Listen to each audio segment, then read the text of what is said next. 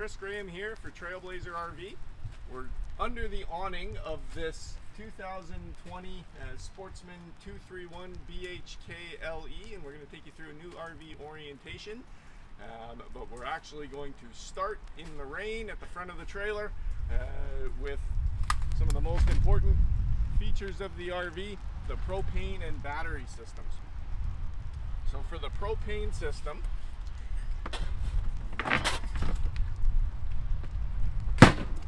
you've got dual 20-pound propane tanks here. Both of these are full right now, and an automatic switchover propane regulator.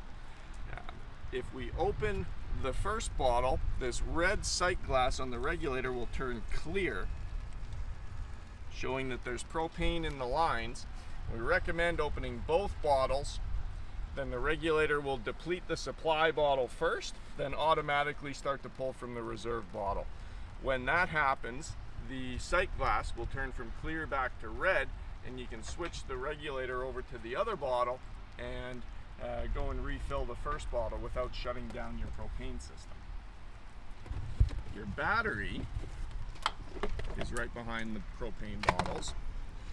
It's a 12-volt deep cycle RV Marine battery with two leads going to it, red to positive, black to negative. And this is a flooded wet cell battery, so it is a maintenance battery.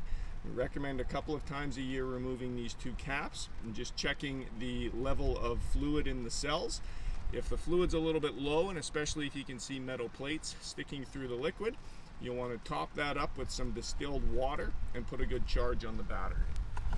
We also recommend removing the battery for winter storage, storing it inside, somewhere where it's not going to freeze.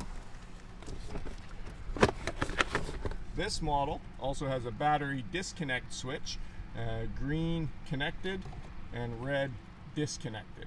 I'd like to point out that the battery will only charge when it's connected. So if you're plugged into power or hooked up to your truck, you still need to have that battery disconnect in the on position to allow the battery to charge.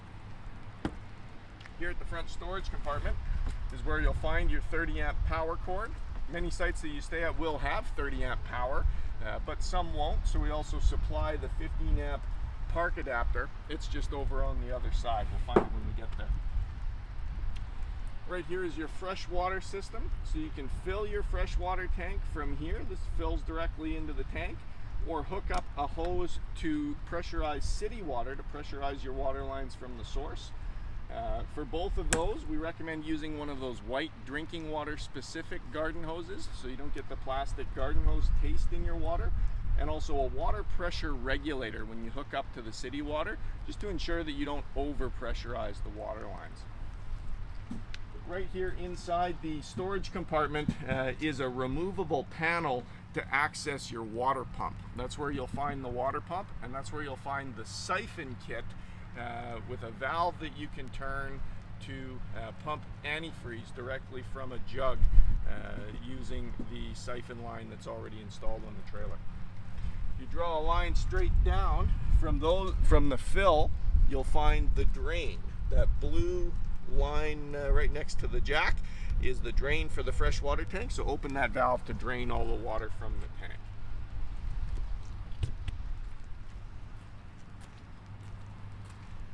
Right here is where you'll hook up that 30-amp power cord, and right here is another water connection. Don't confuse this one with the one at the front. This is your sewer tank flush system, so when you're dumping your holding tanks, you can hook a garden hose up to here to spray out the inside of that black holding tank. Keep the sides of the tank clean and keep the monitor probes clean and reading accurately. This is your fridge vent. You can remove the panel to access the back of the fridge for cleaning and maintenance, but mostly just the vent. The fridge needs some air to circulate through the cooling unit. Right here is where you'll do your sewer dumping. We supply a new 20-foot medium heavy-duty sewer hose. It's stored inside the rear bumper right now. So when you go to dump your tanks, hose connects onto here, other end goes into the ground, and then you've got two valves, your larger black valve and your smaller gray valve. Always dump the black first. That's your sewage. Once that's finished dumping, you can close this valve and open the gray valve to dump your gray water. And that uses the gray water to kind of flush the sewage contents through the hose, so there's nothing left in that hose when you go to reconnect it. Once you're finished dumping the gray, you can close that valve, remove the sewer hose, and store it back in the bumper. There's a cap, a travel cap, that goes on here that's missing from this one. We'll make sure and replace that before you pick it up later today. On the back of the trailer is where the spare tire is mounted. It's important to note that the trailer doesn't come with a jack or a wheel wrench, so it's a good idea to check the wheel wrench in your truck just to make sure they fit these lug nuts in case you ever do need to replace or change a tire on the fly.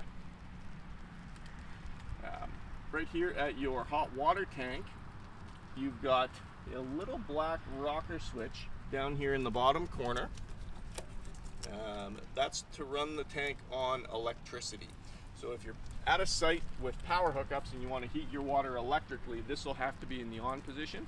There's also a second switch for that I'll show you when we get inside. 2 black reset buttons here on the outside of the tank. If the tank ever overheats, you'll have to reset these before it'll start up on propane or 110 volt power. And this is also where you'll drain the hot water by pulling the plug out of the bottom of the tank. On the end of that plug is a rod about this long. It's your anode rod.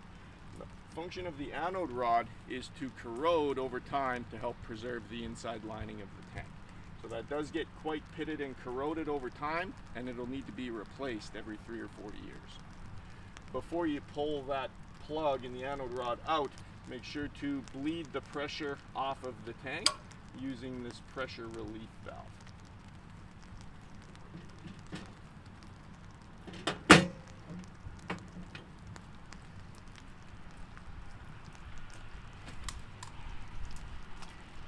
Back under the awning of the trailer is where we'll find our outside kitchen.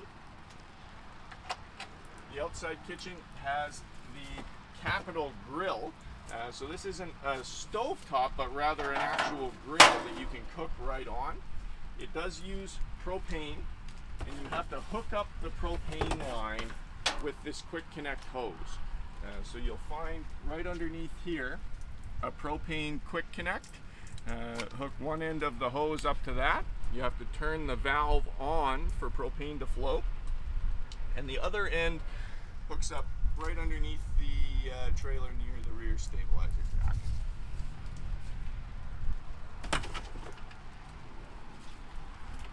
The fridge in the outside kitchen is electricity only. You'll need to have a powered site to be able to operate this fridge.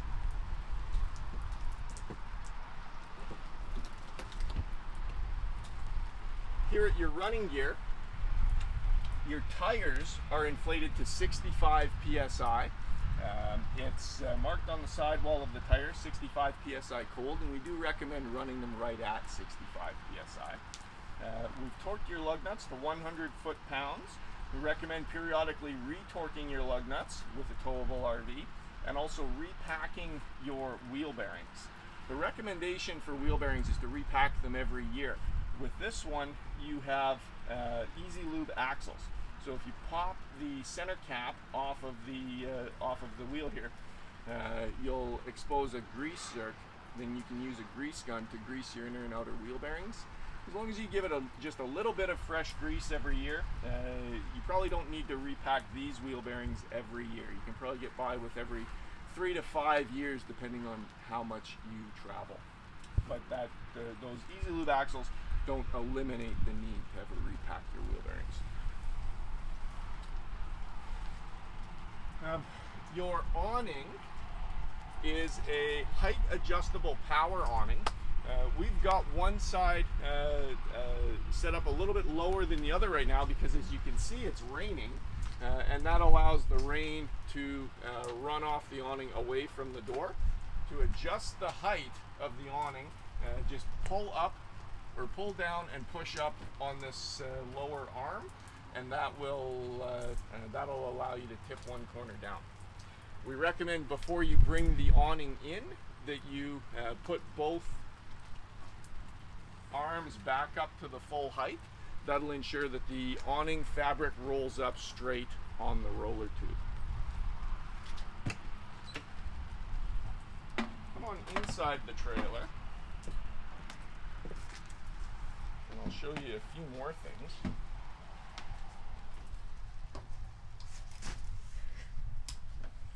Starting with the control panel here just inside the door.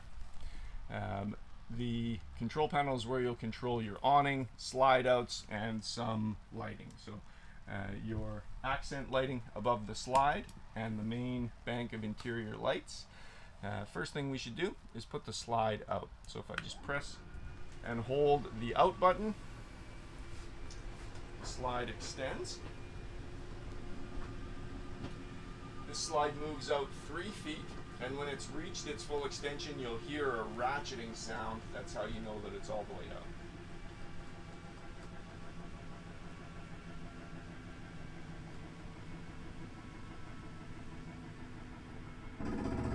There you go. Once you hear that ratcheting sound, just take your finger off the button.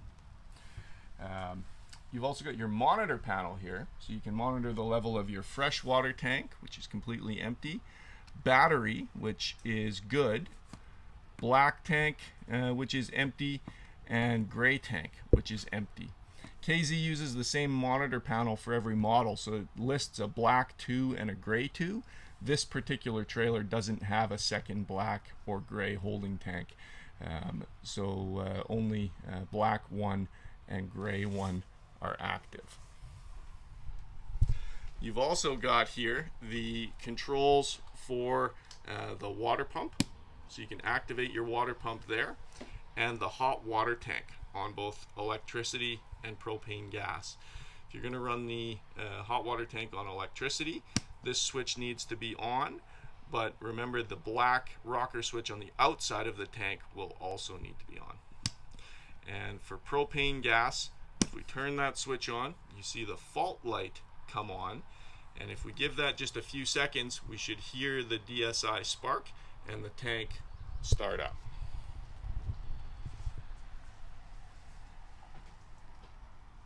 There you go. I'm not sure if you could hear that in the video, but the hot water tank is now running on propane. In 20 to 25 minutes we would have hot water. We might as well bring the awning in, since we're no longer standing out in the rain. So if we press and hold the awning retract button, that'll retract the awning. Any water that was in the awning will just roll off the front. But we do recommend anytime you've put the awning away in the rain, or even anytime you've washed the RV, next time you get an opportunity on a sunny day, put the awning out and let it dry, just so that it doesn't sit with moisture in it.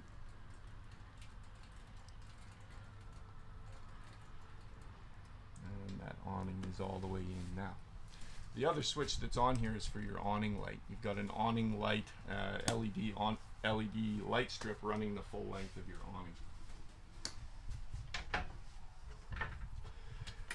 Here at the kitchen, you've got a 3-burner gas stovetop, and all 3 of these burners can be lit by the sparker.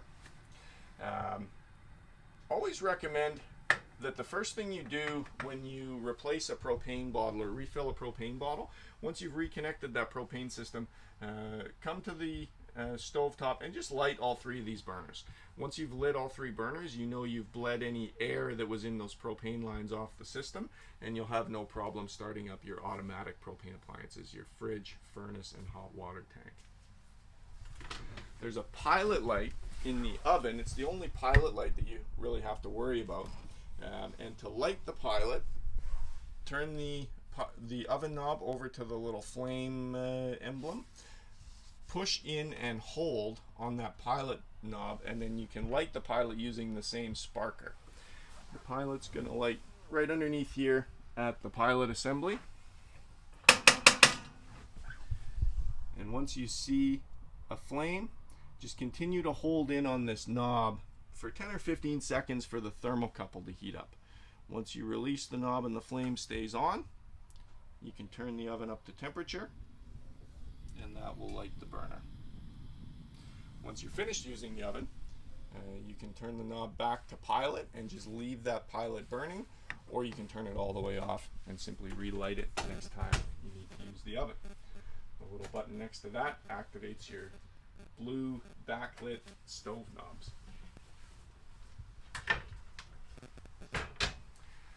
Your fridge is an automatic gas electric Norcold fridge. To turn it on, press the on button, and we usually recommend just leaving the mode set to A for automatic. In automatic mode, if the fridge has electricity available, it'll always run on that, but if it loses power, it'll sense that and it'll switch over to propane.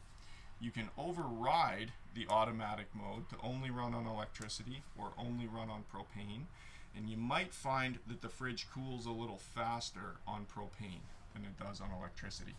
Having said that, it takes several hours to cool an RV fridge down, so if it's possible, we recommend getting that fridge cooling the day before you load up so that you know it's nice and cold when you load it with food.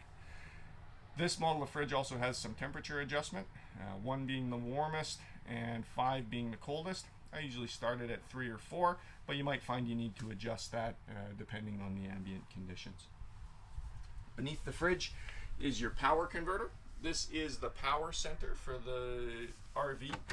So this is where you'll find your breakers for your 110 volt circuits and the fuses for your 12 volt circuits. You've got 15, 20, and 40 amp fuses in this model. So not a bad idea to have some spare fuses with you. It's not uncommon in an RV to blow a fuse. If you have some spares, it won't be a big deal if you have to change one at the campsite. Your air conditioner in this model is controlled right from the air conditioner unit itself. You'll need to be plugged into power for the air conditioner to work. Air conditioning, microwave, power outlets, outside fridge. Those are the 4 things that will require power hookups. So to use the air conditioner, you can toggle through high and low fan speed settings. That will just run the air conditioner fan, or high and low cooling settings, which will actually engage the air conditioner. And there's a thermostat control for you to set the air conditioner to come on and off as needed. The furnace has its own thermostat, and to set the temperature, just slide the thermostat up to temperature. Furnace fan comes on immediately, but it's going to be a few seconds before we hear that direct spark ignition and the burner light up. And we should be able to hear that when it happens. There we go. So now the furnace burner is running. In a few seconds, we'd have warm air blowing right from the furnace itself. Once it comes up to temperature, or you shut off the system, the exact same thing happens, only in reverse. The furnace burner has gone out immediately, but the fan's still going to run for another 30 seconds to a minute just to go through its cycle.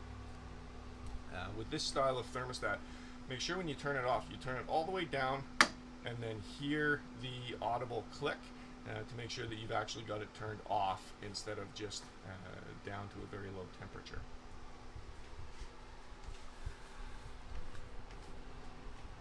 Here in the bedroom area, only a couple of things to show you. One is the emergency exit window. This style of exit window can be propped open for ventilation. If you need to use it for emergency exit, it just hinges all the way up. Just pull the red tab to release the screen. And I recommend practicing that a few times. It's kind of a tricky mechanism to work, and if you're not familiar with it, you might struggle with it in a panic situation. So I recommend practicing that once or twice. And you've got a second TV backer location here. So you've got two different TV backings in this trailer. If you're going to install TVs on wall brackets, you'll want to make sure and hit the backing. The backing in this wall, actually both walls, will be wood, so you should be able to find it with a stud finder. Don't use screws any longer than 1.5 inches on this wall, and don't use any screws any longer than about 1 inch on the other wall. In the bathroom, there's a notable power outlet in here. It's your GFI outlet. So just like the outlets in the bathroom of your home with a test and reset button, only difference is in an RV, this is wired in series with several of your other power outlets. So if you're ever plugged into power and you're not getting any power from your outlets, come into here, press the reset button, and that'll reset the whole circuit. Anytime you're using your RV sewer system, you want to use a good RV toilet chemical. You can put new chemical into the tank right through the toilet bowl itself. So tear open a package of chemical, pour it into the bowl. Use the foot flush. If you push halfway down on the foot flush with your water pump on, it will fill the bowl with water. Then push the rest of the way down to dump the whole works into the tank. It's important to note that that chemical takes some water to activate it. So make sure every time you add new chemical to the tank, you add some water with it. And you'll want to put new chemical into the tank immediately after every time you dump your holding tanks. The last thing to show you is the location of your bypass valves for your hot water tank. Hot water tank is right on the back wall in this one, so you can lift up the plywood decking underneath the bunk bed, or you can remove the access panel here to access those hot water tank valves. And you'll have a valve on the bottom of the tank, the blue line going into the bottom of the tank to shut off the cold water going into the tank, and a valve at the top of the tank to shut off the hot water coming out of the tank. And there is a bypass line between those two. That will allow you to pump antifreeze through the cold water lines and the hot water lines without filling your hot water tank with antifreeze. We've also got a couple of safety features here just to go over quickly. This is your propane and carbon monoxide detector. So it'll actually do three things. It will alert you if you have a propane leak. However, if you have a propane leak in an RV, you'll almost certainly smell the propane before the alarm goes off. It'll also function as a carbon monoxide detector. And if you have a carbon monoxide leak, you wouldn't smell anything. The third thing that this will do, though, is give you a low voltage warning if your RV battery gets very low. Just like a smoke detector does when its battery gets low. You have a smoke detector. The carbon monoxide propane detector is wired into the RV's electrical system. The smoke detector is not. It has its own 9-volt battery, so you want to check that periodically just by pushing the test button to make sure that that battery hasn't gone dead. And I think for the most part that covers it. Hopefully you've learned something about the 2020 KZ Sportsmen LE 231 BHKLE. If you have any questions, you can always get a hold of us here at Trailblazer or check our website, trailblazerrv.com.